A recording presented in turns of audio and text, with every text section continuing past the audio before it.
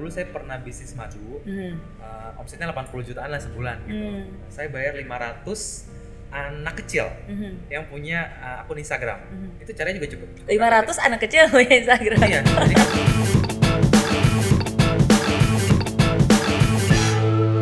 Eits, tunggu dulu. Sebelum nonton video lengkapnya, jangan lupa untuk subscribe ya dan klik link di bawah ini. Jangan lupa juga untuk klik tombol loncengnya. Oke? Terima kasih. Selamat menonton.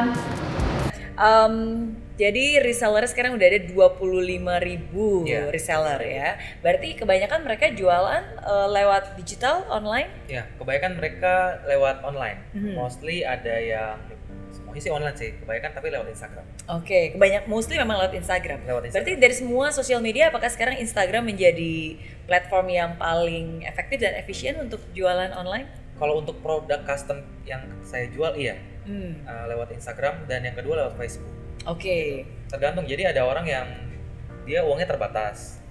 Saya ajarin kamu jual di Instagram dengan metode yang uang terbatas juga gitu. Jadi dengan metode gratis, sekedar upload, sekedar follow gitu, sampai titik ada penjualan. Nah, kalau untuk orang-orang yang sudah punya uang, biasanya saya langsung udah kamu bayar Instagram sama Facebook aja untuk iklanin produk kamu.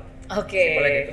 Oke, jadi memang ada cara yang lebih murah tapi Iya. butuh effort lebih banyak, Betul, dan betul. ada cara yang lebih mahal tapi ya udah langsung Langsung cepat dapat ya. Oke, nah tapi menarik sekali nih karena Rico juga bukan hanya seorang pengusaha tapi juga sering kali membagikan ilmu-ilmunya ya, khususnya juga lewat buku. Ada juga yang berjudul Jago Jualan di Instagram. Betul. Itu buku pertama? Itu buku, dulu ada komik motivasi. Komik motivasi? Judulnya No More Galau. Karena itu saya punya akun Twitter 500 ribuan, ada 10 akun. Itu suka share-share hal-hal dari ramalan, motivasi, cinta, apapun. Akhirnya dari Gramedia tertarik untuk bikin buku. Tapi saya nggak promosiin dan nggak terlalu laku juga. Akhirnya saya bikin buku yang kedua tentang Instagram. Oke, jago jualan di Instagram Ya. Dan ini menarik banget nih karena salah satu strategi Instagram marketing Rico Huang ini katanya I follow you, you follow me, and I unfollow you gitu. Itu maksudnya apa kok? I follow you follow me terus di unfollow. Ini orang di Instagram tuh tertarik ketika ada sebuah notifikasi. Notifikasinya itu bisa berupa like, bisa berupa follow atau komen. Misalkan saya yang followersnya cuma 10 misalkan, tiba-tiba ada orang follow saya, itu kayak ada angin dari surga turun. Atau sekedar komen atau sekedar like gitu. Nah, kita membuat interaksi itu kepada target market kita. Makanya kenapa kita harus follow target market kita? Nanti dia kan akan melihat notifikasi di handphonenya. Dia kan, wah ini siapa nih follow saya? Terus dia akan klik profilnya, dia akan ngecek, oh dia jual barang ini. Nah, diharapkan dengan metode yang gratis ini, yang memang butuh effort lebih lah, orang dapat penjualan gitu. Makanya ini salah satu strateginya. Kalau strategi lain adalah posting. Tapi kenapa abis itu di unfollow? Nah, itu cuma lucu-lucuan aja. Oh. Gini kan, anak muda tuh gengsi. Katanya kalau bisa followers itu melebihi following saya. Gitu. Yaudah saya bilang ya udah kamu unfollow aja gitu. Tapi nggak serta-merta harus di unfollow juga sih. Iya. Boleh aja abis I follow you follow me, and then done gitu. Dan ya.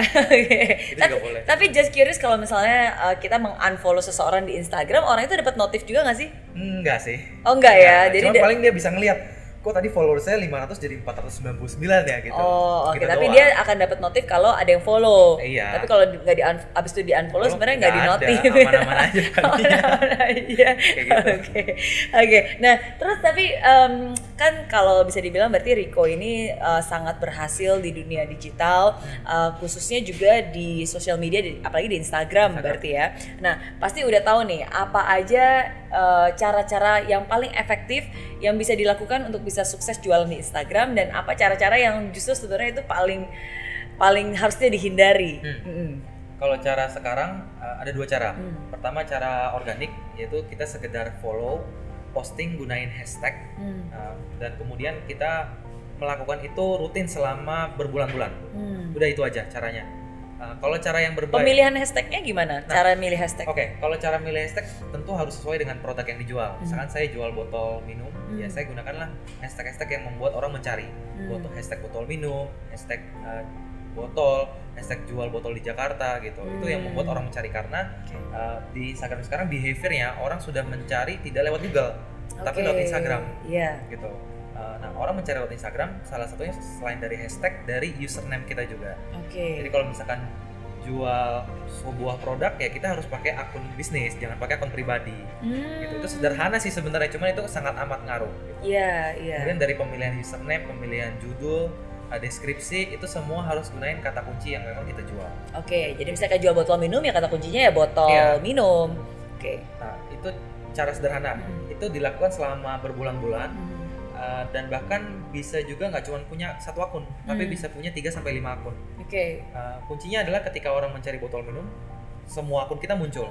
Jadi bukan akun kompetitor yang muncul. Karena sekarang kan persaingan di Instagram secara organik itu sangat ketat. Jadi misalkan saya posting dengan hashtag botol minum, besok ada yang posting dengan hashtag botol minum juga, postingan saya kegeser, jadi tenggelam ke bawah. Jadi orang nyarinya ya nomor yang paling atas lah gitu. Makanya kita harus merajai dengan cara rajin posting, rajin follow orang gitu. Berarti berapa banyak posting yang biasanya untuk dilakukan selama sehari? Kalau algoritma Instagram sekarang 5-10 aja. 5-10 ya. Jadi udah nggak bisa sehari 100. Gitu. Dulu gitu. Dulu saya ngajarin sehari 100. Sehari 100 banyak banget. Pakai tools. Ya, terus makanya sebulan bisa 3.000. Sampai ada orang yang bikin 100 akun. Gitu. Jadi dia merajai satu kata kunci supaya pas orang cari lu lagi cuma beda akun gitu. Iya, karena kan orang nyarinya kan different timing kan. Jadi ketika dia nyari ya harapannya tempat kita selalu paling atas. Betul. Nah, kalau cara yang kedua ini yang lebih cepat, lebih memangkas waktu, tapi ya kita harus pay to play. Harus bayar uang di depan untuk bermain permainan di Instagram ini. Ya udah, kita hanya perlu membayar Instagram. Tolong dong kirimin saya pengunjung 10.000 ya ke Instagram saya, dan saya bayar. Udah langsung dapat. Yang membuat krusialnya adalah biaya yang kamu keluarkan akan jauh lebih kecil atau jauh lebih besar daripada keuntungan kamu dari situ. Jadi misalkan saya keluarin 100.000, totalnya saya dapat 50.000, ya berarti kan saya rugi 50.000. Ya nanti saya ubah lagi marketnya, saya ubah lagi strateginya gitu. Total dapatnya iklan 100.000, dapatnya 200.000, ya kan saya udah dapat keuntungan 100.000 kan. Betul. Itu kamu udah oke. Jadi memang harus try and error ya, test and measure lebih tepatnya lagi. Karena kan kalau di Instagram itu berarti yang tadi Rico bilang itu maksudnya di promote berarti ya, di Instagram di promote, terus berarti bisa diatur sendiri mau di promote ke berapa orang, budgetnya berapa, segmennya siapa aja. Nah, ada juga orang-orang yang tidak mau pakai Instagram advertising atau beriklan di Instagram karena menurut mereka cukup ribet, harus baca data kan. Ada juga yang nggak mau pakai cara organik, orang pakai cara yang ketiga, yaitu endorse artis. Gitu. Jadi sekarang kan banyak orang-orang yang udah jadi selebgram nih, fit-fitnya bagus banget, jadi kita kayak nggak perlu sewa studio lagi, kita kasih dia barang, dia udah fotoin dengan sangat amat indah dengan berbagai bentuk gaya kan. Nah, dan sudah ada followernya juga kan. Ada followersnya gitu. Jadi mereka bayar seperti itu.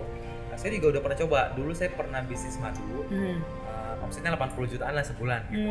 Saya bayar 500 anak kecil yang punya akun Instagram. Itu caranya juga cukup 500 efektif. Anak kecil punya Instagram. Iya, jadi kan ada mama-mama yang sayang sama anaknya. Terus anaknya udah mulai gede gitu. Oke. Nah, saya bayarnya sih ke mamanya, bukan ke anaknya sih. Yaudah, tapi nggak gampang juga lo nyari 500 sebulan lah nyarinya. Iya. Jadi satu bulan tuh Instagram saya dipenuhi dengan tag anak-anak muda yang kayak mafia gitu, pakai kacamata gitu. Itu sangat efektif juga kayak gitu. Cuman itu kurangnya kita harus tes, nggak ada datanya lah gitu. Jadi kalau udah diiklanin anak kecil ya udah kamu dapat penjualan berapa gitu. Tapi kalau bedanya dengan Instagram advertising kan ada datanya nih tersaji, kamu keluar uang 100.000 dapatnya berapa pengunjung kan. Memang penjelasannya mungkin terlihat ribet, tapi ketika dijalanin nggak seribet yang dibayangin kok. Betul, makanya harus dipraktekin dan harus hands on ya, karena kalau sekarang di dunia digital yang namanya belajar ya nggak bisa cuma kayak baca dan tahu, tapi benar-benar harus dibuka, dipelajarin sendiri, main-main sendiri gitu ya, harus benar-benar hands on. Papa saya itu 3 bulan gak ngerti caranya jualan online. Akhirnya dia kan jualan jam tangan nih, punya toko 3 atau 4 saya lupa. Akhirnya omsetnya turun kan. Saya ajarin, "Pak, coba jualan di marketplace." Akhirnya setelah 3 bulan mengupload barang 500 barang lewat handphone setiap hari gitu. Akhirnya sekarang udah kerja di rumah aja gitu. Malah omsetnya melebihi omset dia di toko. Gitu. Artinya orang tua aja bisa nih masa anak-anak muda nggak bisa sih? Iya, yang ngajarin Rico Huang pasti bisa Dia belajar lah. sendiri. Kebetulan dia belajar sendiri, saya cuma kasih tahu, papa harus gini. Nah, dia nanya, saya nggak mau jawab supaya dia terbiasa gitu.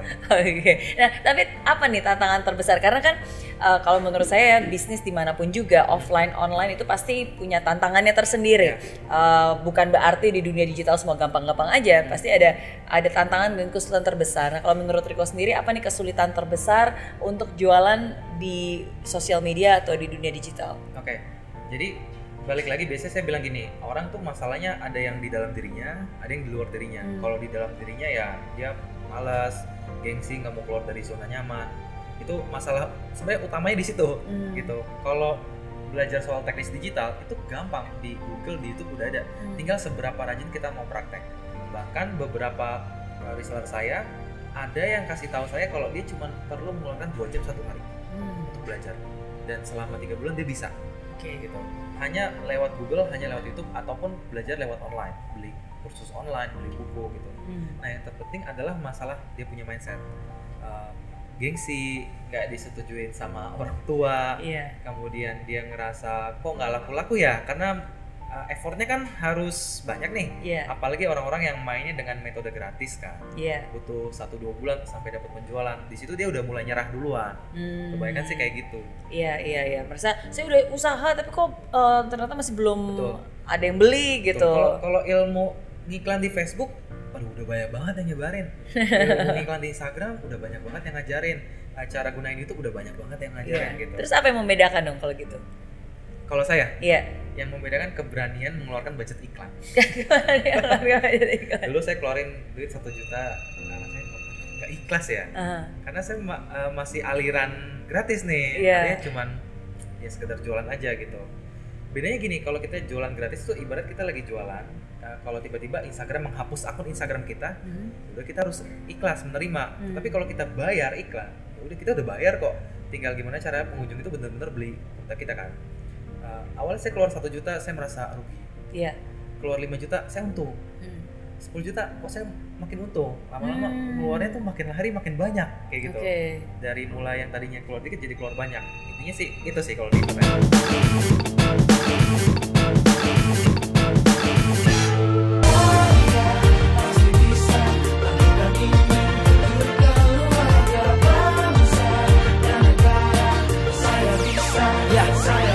Laksana bumi tanpa hujan, hidup tanpa tujuan, kering dan mati tanpa hijaunya tumbuhan.